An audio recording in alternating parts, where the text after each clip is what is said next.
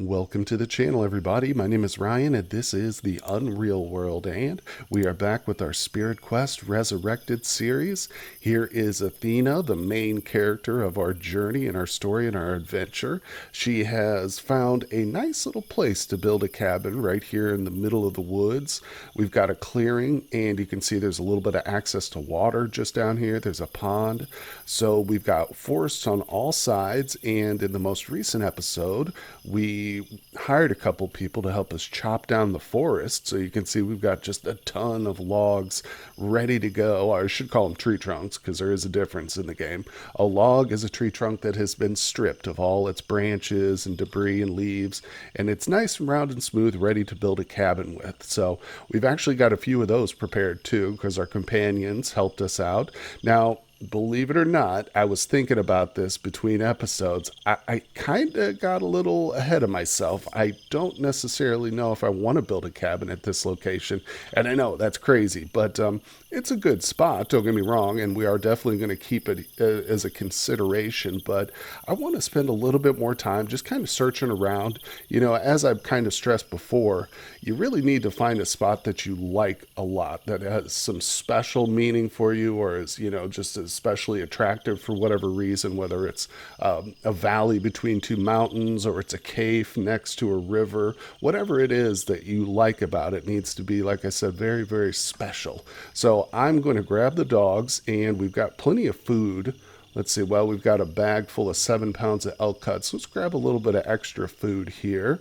Now, speaking of food, at this location there isn't much, but if we go back to the map real quick, we can zoom in a little bit. We are here at this spot. Of course, this is the possible location of our base, but this right here is the camp where we've got all our meats and stuff. It's just a shelter in the middle of a pine mire, so it's nothing special, but if we do need food, that's where we're going to return to. So one thing I'd like to do in the idea of exploring a little more and maybe trying to find a new location for a base, and ultimately too, like I said, we might just go with this spot we're at now. I don't know. But what I can see here on the map is a nice river system, just part of it. Obviously, we haven't fully explored it, but at this time of the year, exploration is actually really, really easy. As long as you're prepared in terms of your clothing and stuff, which we should be at this point. We've got a pretty good list here of clothing, including leather and fur and one piece of linen. But what we're going to do is we're going to come over and explore this river so we can see, maybe, like I said, find an interesting spot, a location which jumps out at me as something unique or especially helpful. Like I said, if you can find a cave next to some water, those are always really good, because I have tested it before in previous series that a cave, you can actually smoke meat inside a cave. So that is something that would be doable for a shelter that you wouldn't really even need to put any labor into. You know what I'm saying? And like I said, here during the winter, we can just ski right over the top of this ice. So I can go back and forth, and I can figure out if I like the east side of the river better or the west side. So let's do that a little bit. There's some water right here. We're going to take a little drink and have a snack of our food. Now, let's take a look at her skills real quick. Yeah, her skiing is actually getting up there. We started off pretty good, at a pretty good skiing level, but we're going to be grand masters, I think, before the end of this first winter, which will be nice. That should help with our endurance loss and things like that. But so it's pretty dark right now. Small hours, you can see the moon's not up, the sun hasn't risen yet. So I think I'm going to pass a little bit of time. Let's just to lay down. There we go. Have a little nap out here in the middle of the woods. Perfectly fine as long as we got the clothing. And we're going to explore now in the daylight. So let's check this river. We're just going to literally ski along the length of it, probably all the way down to the coast, which probably isn't that far. I mean, you can see this little bit of water right here. That's the coastline, I think. So it's probably right around this area. We'll see. Let's get back to the mainland here. And now if I happen to come across any wildlife, oh, look, like a black grouse, I'll probably just ignore it unless it's something really easy. Or actually, you know what I would like to get is a couple of bear kills. That might be kind of cool. So now that we've got a couple of canine companions, I feel a lot more comfortable going after animals like a bear or even a wolf pack. Although I tend to shy away from wolves a lot because I've been killed like before with series, not series I posted on YouTube, just old playthroughs. Man, I tell you, wolves are very dangerous. I don't mess with them, if at all possible. I've had one shot kills, like they go straight for the throat and stuff. So let's keep focused though. The sun's going down again, of course. I'd say that's the one big drawback of exploring in the winter. Although you can traverse the ice very easily, you don't have a lot of sunlight. So, and I do have the settings so that setup options. Yeah, I've got it set so that the brightness is at maximum too. So you can actually change that, lower it, obviously, and it'll give you a bit more of a realistic playthrough. So if you're playing in the nighttime, is going to be very dark and stuff, but I just keep it a bit lighter for recording purposes. Now, here's an interesting spot. It's hard to see it, but I'll zoom in a little bit, and it is dark, of course. There's a mountain right here, right next to the river. So this is kind of cool, and there's a forest right here next to it. Let's zoom in. So this is the kind of area I'm talking about, because to the south here in this greater island that is Finland, you don't see a lot of mountains down in the south. Most of the bigger peaks and stuff are up north, but occasionally you'll come across something like this. And again, it's not the best time to be looking around because it's after midnight. So I tell you what, I'm going to pass a little bit more time here, go back to the world map, and that way we can get a better look at things in the daylight. Okay, guys. Well, the sun has come up here, and I think one of the reasons we discovered these little mountains is because it is close to the coastline, this location. So as you can see, yeah, there's another mountain right here, which is very helpful for exploring. We can stand on these and get a good look at our surroundings. But you do tend to see mountains along the coast, no matter if it's north or south or whatever. But this is an interesting little area of the ocean. It looks like a pretty enclosed little bay here, doesn't it? Yeah. That's unique. But we're going to move a little bit farther south. I do want to go back and look at that mountain on the river because that's kind of cool. But of course, there's no cave there, so it's just a mountain, which is okay too. Of course, you can build on a mountaintop. That'd be kind of nice for a cabin, I think. But let's see. Also, it's a good idea with, especially with the playthrough that we're going for, since we're doing like a spirit quest where I'm trying to get as much questing done. It's going to be important to pick a location that has some relative closeness to one of these civilized areas where the cultures are. That way we can go visit them, pick up quests and stuff. So we will want to stay at least a little bit closer. In other words, I'm not going all the way out to no man's land like I've done in the past, which is fun. I do enjoy the idea of doing like a hermit playthrough, and where you never go into civilization. You basically just try and live off the land. In fact, I have a series like that, which it's a modded series, and I was able to craft everything we needed just by starting off with a wooden shovel and digging out my own ore and stuff. And by the way, that is the same mod pack that we've got installed currently, which gives us all these nice options here. But it's a fun series. It's down below in the description. There's a link to all the Unreal World series I've done in the past. But anyway, we are getting away from the river. As you can see, I kind of wandered off while I was chatting here. So we have explored a good, yeah, it's weird. This coastline is really strange. In fact, let's double back, and I kind of want to go out onto this peninsula here. You see how this land formation comes right out into the ocean, basically. So let's explore this a bit. Of course, it's getting dark again. Oh my gosh, yeah. Winter is a dark time of the year here in the north. But yeah, let me pass a little bit more time. Okay, and yeah, you can see that this land formation goes out pretty far into the sea here, but unfortunately it's very heavily forested, so for my tastes it's not going to be the best area for hunting and stuff. This spot over here looks a little bit more promising next to the river. So oh, I just saw something too. Was that an elk or a bear? I saw a little brown blur there while I was moving. See if we can flush it out a little bit. I don't see it. Maybe we can encounter some tracks here. Let's try and find what kind of animal that was. Ah, well, unfortunately, I didn't have any luck finding the animal that I think I saw. Maybe it was just an illusion. But I did come back to this location here. We've got the mountain on the river. So this is that spot we originally located. Like I said, there's no cave here, but that's okay. The mountain itself is actually kind of clear, so we could easily build a cabin at this location. without much trouble. Of course, we'd have to hire some more help, which isn't a big deal. And honestly, that's one of the reasons I'm so like, I'm willing to keep looking around at this point because we did invest a little bit of time in that other location, but most of it was done by our companions. So, I mean, it cost me about 100 cuts of elk to hire those guys and to pay them off and stuff. And I can do that again. We've got tons of meat at this point, so it's not an issue. But you can see here the river is iced over at this location, which is totally fine. It's just, take note of everything about a location. Like I say, you want to be aware of your surroundings and pick the best spot for your final base and home. So this is a cool spot, but it's not the greatest. It's not, nothing's really jumping out at me. So what I think we'll do is we'll zoom back out to the world map, and I'm going to head further west, closer to the Drick territory here. As you can see, we uncovered a little bit of their northern section, but I'd like to open up maybe the rest of this, because this culture right here, the Drick or Dreek, they are very, very wealthy.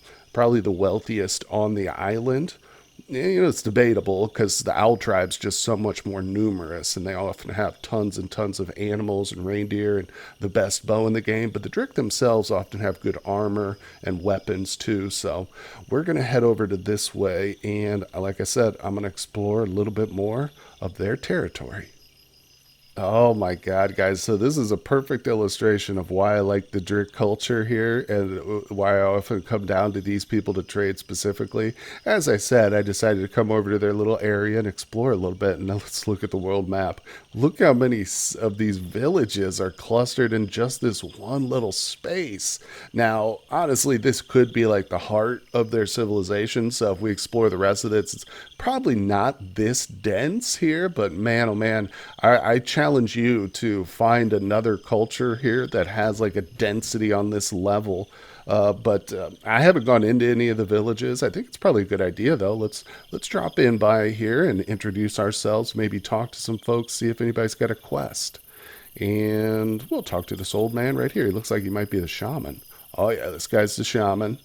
We'll greet him. I think yeah, it says sage there, so he's the sage shaman. And if we go back, I always ask if they have animals for sale. So they have cows for sale, at least one. So what I like to do is just add that to the notes, cow. And if I were to go through and search the village, find some armor, a nice weapon that I might want to trade for later down the road, I would add that to the note too. But I didn't get any notifications or mentions of quests or anything. Usually if there is one in a village, the very first person you talk to will tell you about it. So you don't have to spend time going around seeking out these quests. They bring them right to you. But so that means there's probably nothing there. And we're just going to move on for now, pass a little bit more time and explore a little bit more. Yeah. It's like, again, this isn't necessarily where I'm going to settle down or anything like that, but it's good and helpful, especially later down the road when we want to do some trading, to have knowledge of where all these little cities are in the civilization's boundaries. Okay, well, we are back here at our little shelter. This is home sweet home for now. I had to return to this location because we were starting to get a little low on food there. I got about half the food I started with, so I just wanted to come back here. And it's a good thing I did. There's actually some meat now that looks like it's finished drying, so I'm going to pick this up. This is not even the largest quantity we have being prepared right now, but this is a lot. There's a lot of good meat right here. So I need to obviously dig a cellar and store all this in that location wherever we decide to put up our cellar, but can't do that in the winter. The ground is simply too frozen for that. So I'm going to drop all these cordage I have. I like to keep a large quantity of cordage around my campsite so that we can just, if we kill an animal, we don't have to worry about picking it up or cutting it down or crafting it. We'll have a bunch ready. So let's drop, oh, look at that. Yeah, 25. I'm going to drop all of it actually because there's probably some stuff that's a little bit older than that on the ground. Well, maybe not. I'll just take these right here. So we got 75 coming with us. Now, yeah, if we look at this stack right here, there's 450 cuts. They'll be done in 9 days too, so that's good. But yep, just like I said, just a quick, brief little stop over here at our shelter. Let me move that cordage. And I think we're heading off to explore some more. So Let's zoom back out. Now, I'm starting to think that I might end up just going with this location right here. And I'll tell you the reason why is because of the hunting ground. All around this area, there's a lot of good flat land, which you can see is represented by the darker green areas. That's like the open spot where there's not a lot of trees. The light green is where it's like really heavily forested and stuff. So this spot, as you can see, is like right on the edge of this nice open area, and even more of it up here to the north. If we go up north, you can see there's a whole bunch of dark green up there. So I think what I might do now in terms of exploring is we're going to head down just to get a better sense of what we've got around this side here. Oh, a foreign trader. I'm going to explore the general area around here, which is always good to do before you actually decide to set up a base. Which, like I said, I kind of got ahead of myself there, but sometimes you just get excited and you want to start laying down roots wherever you can, you know. But so this is that location right here. You saw it flash. There's the possible cabin location where we have all the logs and stuff. We started the episode, so you can see there's still a lot of like black fog of war, or whatever you want to call it, the shadow, the shroud. So I'm going to open this up and just kind of, like I say, get a sense of some of this flat land here that we can do some good hunting on.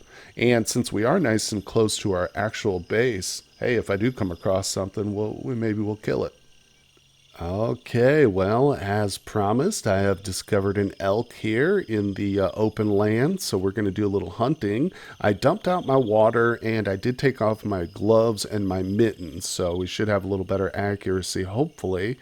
But just a quick showing of the world map. You can see I have been very busy uncovering as much of this area here east of the river as possible. And I think I am going to settle in this location, mainly because of this big hunting ground right here. I still don't know if this is the perfect spot for a cabin, but obviously that's still very high on my list. But I'm looking around for something very specific. And of course, if I find it, I'll show you guys. But first things first, let's see if we can get ourselves a meal. So I'm going to wield, I think I'm going for the fowling arrow, man. These things aren't as like deadly in the, I don't know if we can get a one shot, maybe if we're real lucky, but they are so accurate. It's crazy. Now let's go ahead. It just turned towards me, so I'm going to go for the head. Boom, look at that. Hit it. First shot. Let's see. Suffering minor puncture. All right, so I need to re-equip my ski stick so we can maintain our speed. And we're traveling 4 miles an hour, so we're obviously not going to keep up with it. But we're going to follow our standard hunting technique. Just follow the tracks until we reacquire it. There it is. And then we'll take a look at it. Let's monitor its fatigue level here. It's a little bit fatigued. So I'm going to keep pursuing it until we get it down to breathless.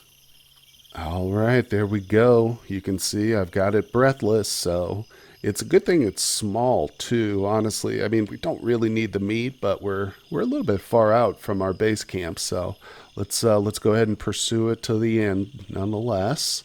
And I've got tons of meat already, so this just for a little diversion. Have a little fun here. And another thing I've forgotten to do this episode is any sacrificing. So maybe once we butcher this up, we'll sacrifice some of the meat here. But now we got to do the dirty work. Go for a blunt to the legs, bring it down. Come on, there it is. All right, it's unconscious. Time to finish it off. Blunt to the skull.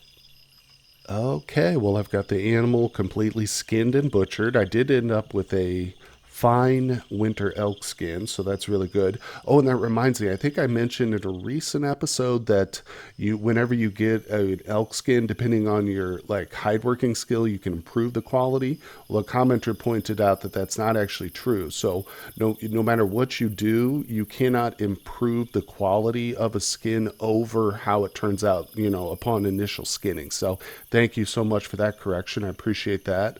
But we did get a fine one, so that's helpful. We'll definitely be taking that home, but unfortunately I can't carry everything, so I'm going to load some of these things onto the animals here, so our dogs will help us carry. There we go. Oh, too much for Sweetie to carry. Let's just do 50. I think that was what she could carry. Yeah, so let's see. Can I grab these? All right, so we're good. Yeah, I've got everything picked up now from the kill. We ended up with like 176 elk cuts, so that's still a pretty good haul considering it said it was a small elk. But it's time to get back to our camp now. The question is, do I want to dry it out here or do I take it back to our original camp where all the other meat is? I think I will make the extra effort and come back to this location just because, like I said, everything's already there. And if I decide to move and not set up a cabin in that other location, it's kind of wasteful to have it all spread out like that. So let's get back to base camp and get this thing processed. Here we go. Okay, we're about 6 hours into the final stages. There we go. We just finished it. And you can see it came through all the steps with the fine modifier still on it, so that's good for us. Now we've got a nice full piece of fur we can trade or we can craft with, whatever we want. Let's see, I just want to take a look, see what I'm working with. So we've got one harsh elk leather, that's for crafting.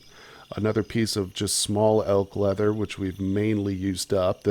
Okay, so we've got 2 full winter elk furs plus a fine winter elk fur. That's the one we just finished. So this is primarily what we'll start trading with, these three furs right here.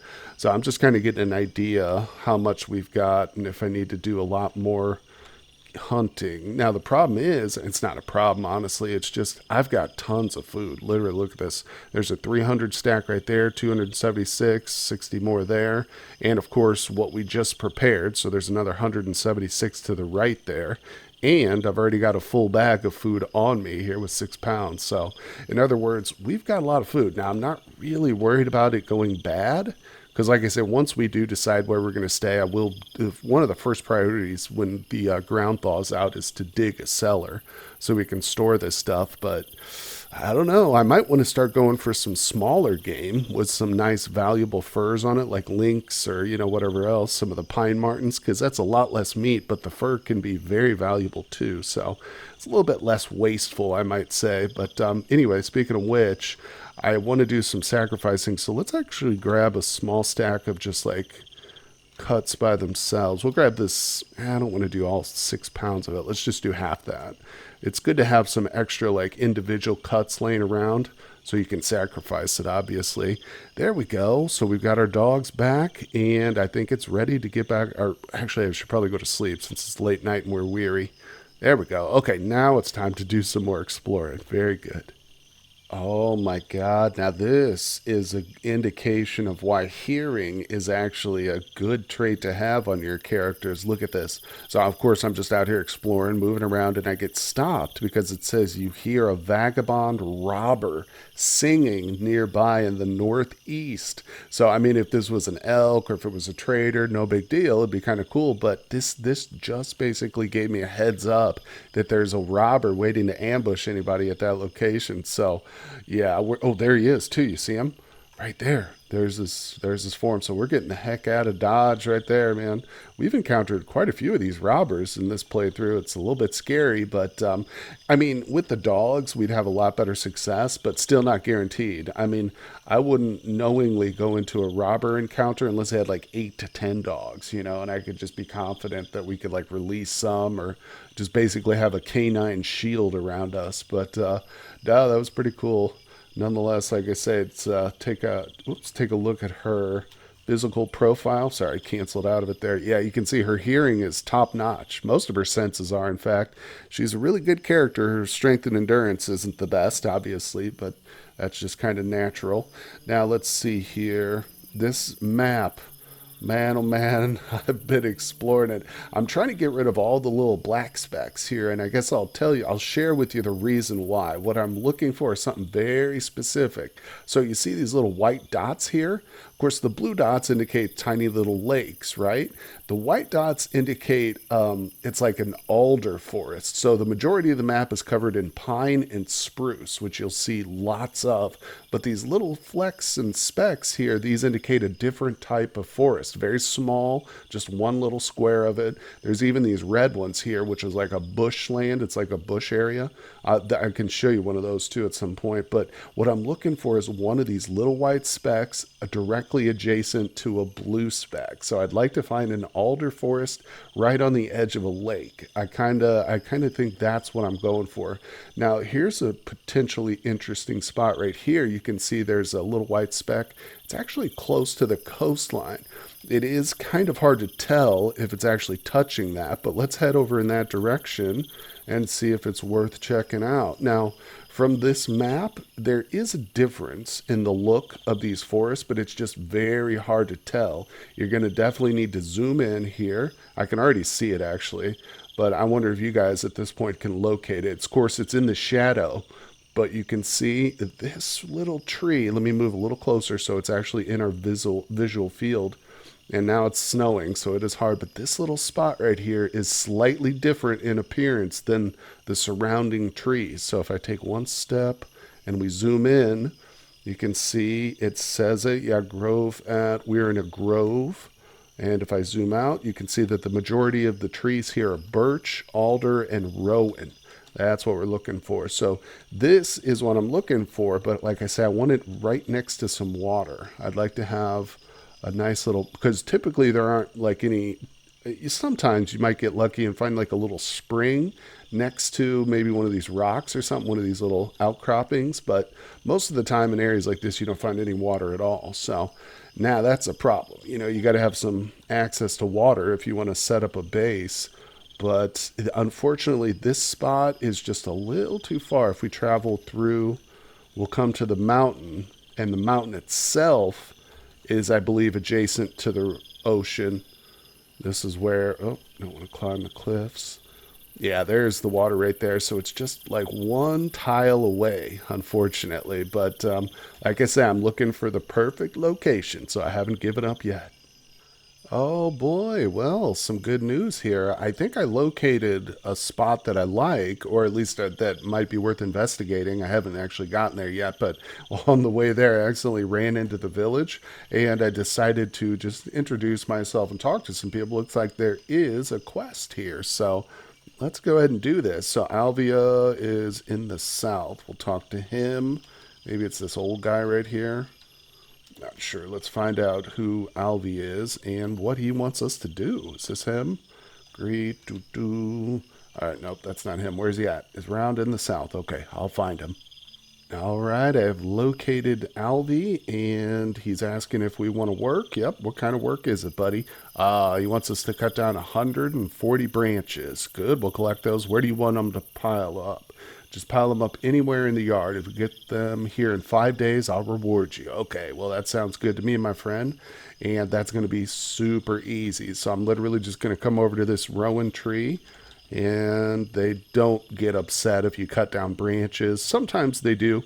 If you like try and pick plants and stuff in their village, they won't like that, but branches aren't an issue. So I'm just going to take a little bit of time here and cut these down, and we'll turn in the quest. Okay, we have finished our work, and Alvia says it is good, thank you. Now let's settle the reward. Okay, what is a reward? We get, I think it is 5. Yep. Okay. 5 squirrel hides worth of goods will be handed out to you for free. Thanks, buddy. All right. So I don't know if this is a very small village. It's one of those that's independent. It's not in any of the cultural boundaries. So they probably don't have a lot that I need. Let's just see what they've got in this little shack. Maybe a little food. Nah. I mean, I'm not worried about 5 squirrel hides worth of rewards. Really, we're doing the quest, like I say, to just try and progress and see what some of the late stage quests are actually all about. I'm actually interested to see if we'll get the Forest Maiden quest too at some point, considering we are a maiden. But I'm not sure about that. Nonetheless, like I said, we are on the hunt for a very special little spot. And okay, here it is. I was looking very closely at the map, and I think this might be what we're looking for. So that's where I was headed when I actually ran into the village. But I think what we'll do is we'll save this for the next episode, guys. So we're going to start tomorrow's episode right here at this location, and we'll do a little investigating, see if it's actually what I'm looking for. So I hope you guys have enjoyed today's episode. Go down there and hit that like button for me. Make sure you're subscribed to the channel, guys, and I will see you all on the next one.